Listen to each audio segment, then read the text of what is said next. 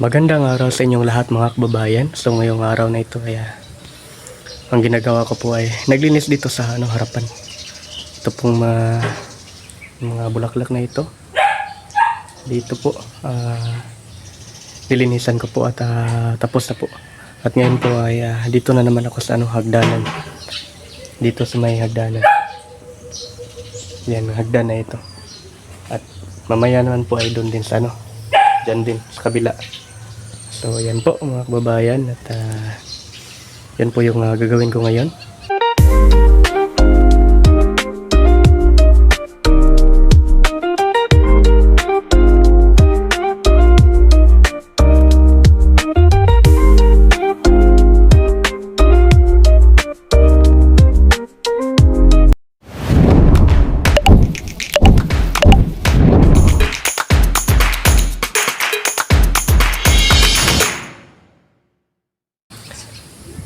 Ayan mga kababayan, ito po yung nilinisan ko ngayon. Inanuhan ko po ito ng tubig, binanlawan ng tubig at saka ginamitan ko po nito. Ito po yung pang brush, pang gano'n, no? Para malinis tingnan. At may walis tingting din tayong dala para yun yung pang natin. Ayan po. So malinis na po dito sa may harapan. Itong mga ng mga bulaklak, paso, ayan. Itinransfer ko po yan kanina dito sa may pathway ko po yan nilagay para malinis dito. At ngayon po ay binalik ko na po dito yung mga bulaklak. Kitang kita nyo naman na malinis na po dito, ayan po. So ngayon naman po ay dito na naman sa hagdanan para malinis na dito, ayan. So yun po yung gagawin ko ngayon. Ayan mga kababayan, at tapos na po ako naglinis dito sa may hagdanan. Malinis na po dito. At tingnan nyo naman yung hagdanan natin dito. Ayan. Katatapos ko lang linisan. So mamaya po ay doon naman po sa loob. Ayan, para malinis talaga. Kahit na nilinisan na kahapon, ay kailangan pa rin linisan din ngayon dahil nga para malinis talaga. So kailangan pagdating niya dito ay makikita niya na yung paligid ay malinis at dito sa loob ng bahay ay malinis din. Ayan po. At ipapakita ko lang po yung hagdanan dito. Ayan po mga kababayan, malinis na po dito sa may hagdanan. Dito din sa may papuntang itaas, ayan, malinis na.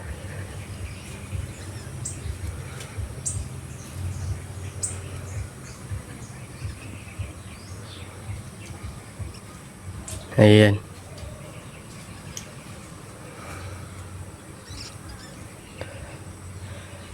So yan po mga kababayan.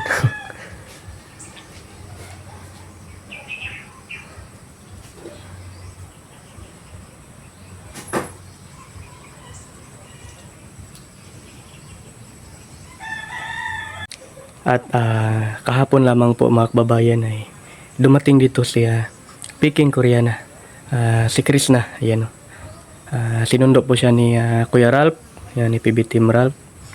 At kahapon po ay nakarating na po siya dito, ayan po. Hinatid po ni Kuya Ralph. At masaya na po dito dahil nandito na si Chris na. At pauwi na rin dito si Sir Paul at magkikita na silang muli. Yan po. So abangan nyo na lang yung yung teleserye ng Chris Pao. Ayan, paniguradong maraming kikiligin. Ayan, so abang-abang lang po tayo kung ano ba talaga yung kaganapan. Ayan po. Pati nga ako ay kinikilig din. Ayan. So yan po.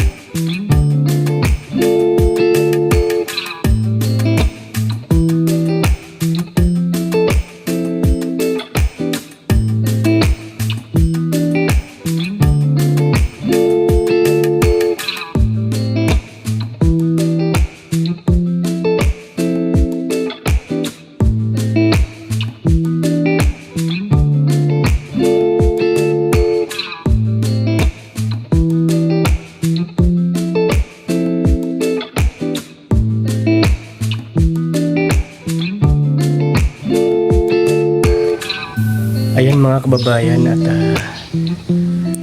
dito na lang po yung mga bintana yung hindi pa napunasan ko. So doon sa loob ay tapos na po. Dito na lang po yung hindi pa. So ayan, pupunasan ko na po ito ngayon. At si Chris na naman ay doon sa ibaba naglinis yun. Doon sa ibaba siya yung nagano doon sa may kusina banda yan. Siya yung naglinis doon at ako naman dito sa loob, ito sa itaas. Ayan, so ayan po. Ayan mga kababayan, at ako po tapos na pong punas sa mga mga bintana. Ayan. At dito din sa may ibaba, tapos na po din itong nalinisan ni Chris na. Yan, ni Peking Koreana. So ngayon ay malinis na po dito sa PB House. Ayan. So ayan po.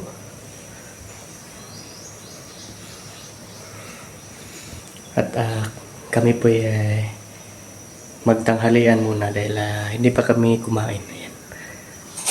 At iniinit ko lang po yung ulam namin kanina dahil madami pong luto na ulam kanina ni Junjun. Ayan po. Yung ulam namin.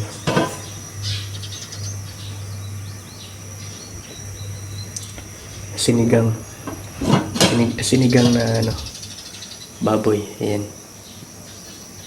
Karning baboy. So maya maya lang po ay kakain na po kami. Ayan po.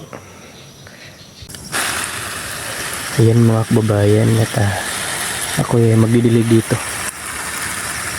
At napakayabong na po ng mga dito gulay, katulad nitong talbos. Ayan, grabe pag nitong mga talbos mga kababayan, grabe yung pagyabong nito.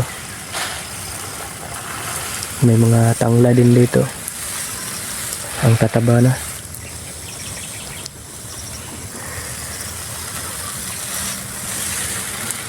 Maganda kasi magdilig ngayon mga kababayan, yung papalapit na yung gabi. Mga 4 PM to 5 PM or 6 PM yan. Maganda magdilig ng mga halaman o mga pananim, anumang mga pananim mga kababayan. Dahil nga ay ma-absorb ng mga halaman yung dinilig muna ng tubig. Dahil nga hindi na mainitan yung mga halaman. Di katulad nung pag-araw ka magdilig mga kababayan ay madali lang maano yung dinilig mo na tubig mga kababayan, dahil nga pagtanghali sobrang init. Ayan, mas maigi kung hapon kayo magdilig, pero mas din yung maaga ka magdilig mga kababayan, lalo na tuyo na yung mga halaman mo. Ayan po. So para mas better mga kababayan, mas maigi kung umaga at hapon ka magdidilig, hapon or gabi ba kaya yan, no? Depende na yan sa iyo kung bakante ka. Pero mas yung hapon mga kababayan, dahil gawa nga ng kumbaga vacant time mo na mga kababayan. Ayan, nabulol pa. Vacant time na, no? Yung bakante nga oras mo ay ilaan mo dito sa mga pananim mo na mga halaman katulad nito. Hindi man ako ang nagtanim nito mga kababayan, pero aalagaan ko pa rin to dahil ito po yung trabaho ko dito. Bungad ng ako po dito tagapangalaga. Kami dalawa ni Junjun. Ayan. So responsibilidad po namin, responsible po namin yung dito mga halaman yun. So dapat aalagaan namin para naman matuwa si Sir Paul.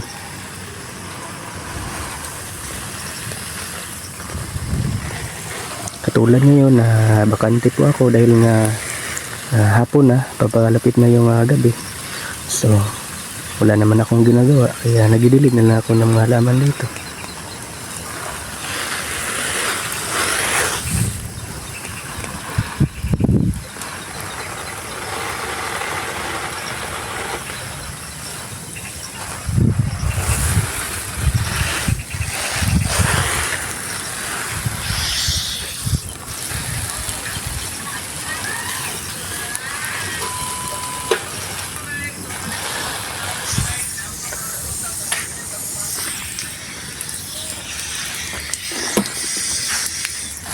yung pananim dito ni Sir Paul na ampalaya. Ayan, diligan natin to para pagdating ni Sir Paul dito ay matuwa naman po siya mga kababayan, dahil nga inaalagaan natin yung mga tanim niya dito. Ayan na.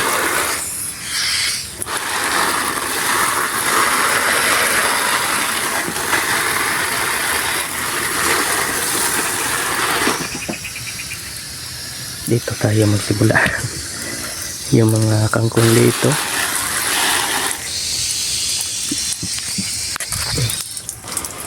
yung mga kangkong dito mga kababayan, kailangan talaga nito ng tubig, dahil nga ang kangkong is yung ano talaga niya, yung palagi siyang mayroong tubig mga kababayan. Katulad nito na tinanim dito sa may mineral. Ayan, mineral po yung tinaniman.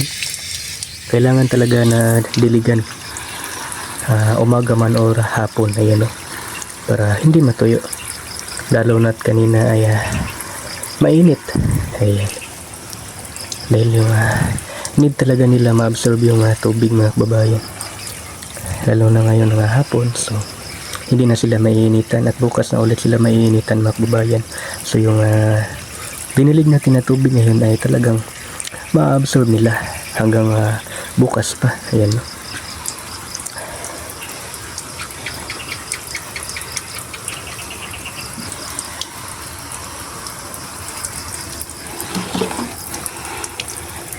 Pwede na tong gulayan mga kababayan. Pwede kang kumuha ng panggulay nito. Baka manghingi kayo, bigyan ko kayo. Bigyan ng jacket yan. Pag manghingi kayo, Sir Paul yung ano yung mga kababayan, dahil ka Sir Paul po ito. Ayan po no. Hindi po ako ano nito. Wala po akong karapatang magbigay. Pwera na lang kung nagpapaalam ako kay Sir Paul na magbigay tayo ng ano, kangkong. Ayan no. Pero kung pupunta kayo dito mga kababayan sa PB House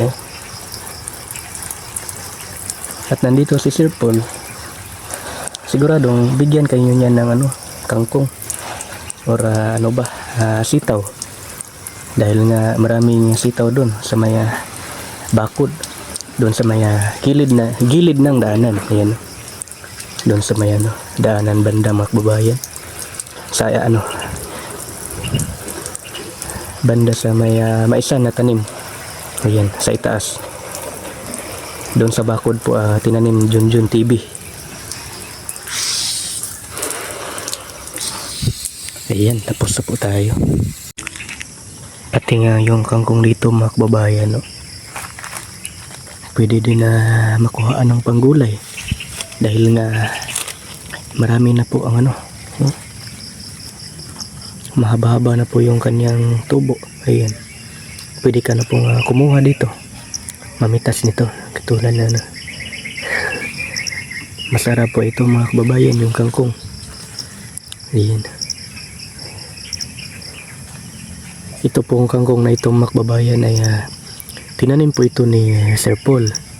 At dito po ako kumuha, or kami ni Sir Paul kumuha ng similya ng kangkong para itanim doon. Yung diniligan ko kanina, dito po yun galing mga kababayan. Si Sir Paul po ang kumuha, at tinulungan ko po siyang kumuha mga kababayan, at ako po ang pinatanim niya doon sa may mineral. Nakita niyo naman sa mga previous vlog ko or sa vlog ko nung nakaraan mga kababayan, na nung ako'y pinatanim ni Sir Paul ng kangkong doon sa may yung tinaniman ng kangkong which is mineral na hinati ko. Ayan no, yung mga empty na mineral, yung malalagyan ng tubig na wala nang mga laman. So para magamit naman ay yun nga, pinataniman ni Sir Paul ng kangkong, at tinaniman din niya ng alakbati, sibuyas. Ayan no. So yung mga napaka resourceful po ni Sir Paul mga kababayan, ni Pugong Biyahero. Ayan, napaka resourceful. Ayan no. Yung mga hindi na magagamit ay pwede pang gamitin, katulad ng mga empty bottle, yung mga sako. Katulad nito mga kababayan, yung sako ng semento. Ayan, Yung sako na ito mga kababayan is yung sako ng semento, at ito naman ay yung sako ng lupa na binilhan ni Sir Paul na nung pinagtaniman namin ng kawayan doon sa may garahian mga kababayan. Dahil nga yung in-order ni Sir Paul na ano is yung lupa na mataba mga kababayan. Ayan no. At ito po yung nilagyan. Ito pala, dahil ito ay sako ng semento, Holcim Cement. Ito po ay Holcim Cement, brought to you by Holcim Cement. Ayan no. Ito pala yun. At yung ano natin dito, pipino, may bunga na. Ayan no. At yung ampalaya din natin, at napakaraming mga bulaklak pa mga kababayan. May bunga din dito. Napakaraming mga bulaklak.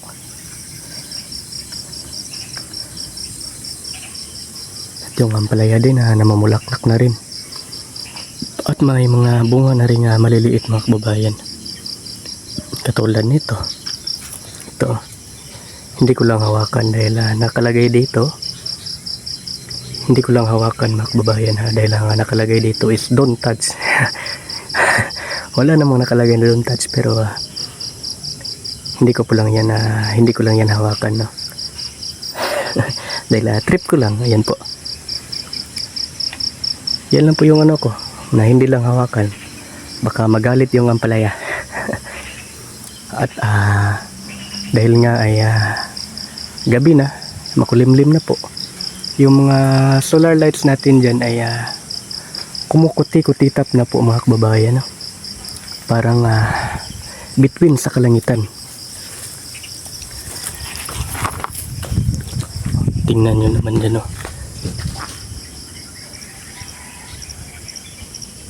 Ayan.